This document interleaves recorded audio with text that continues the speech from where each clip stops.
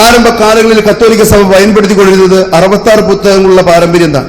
அதுக்கப்புறம் கடவுளால் வெளிப்படுத்தப்பட்ட புத்தகங்கள் என்று சொல்லி இரண்டாவது பாரம்பரியம் வந்தது 73. நம்ம 66 விட்டுட்டு 73 முழுசு எடுத்துட்டோம். இன்னைக்கு அவங்க 66 தான் முழுசுன்னு சொல்லிட்டு நம்முடைய பழைய பைபிள் அவங்க வச்சுட்டு இருக்கிறாங்க. அல்லேலூயா. மேட்ரு விளங்குதா இல்லையா? கணவன் மனைவிக்கு விளங்குதா?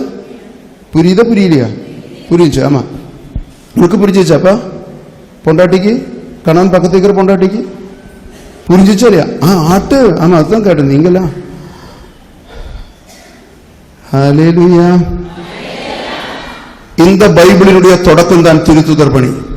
இந்த திருத்துதர் பணி சொல்லுது, சபையோட பாரம்பரியம் வெறும் பாரம்பரியம் மட்டுமல்ல, உயிருள்ள இறைவார்த்தை எழுதி வச்சிருக்க, நம்பிக்கை கொண்டவன் நம்பிக்கை கொண்டவள் தாங்கள் செய்த பாவங்களை அறிக்கையிட்டு சபையோடு சேர்ந்து கொள்ள வேண்டும்.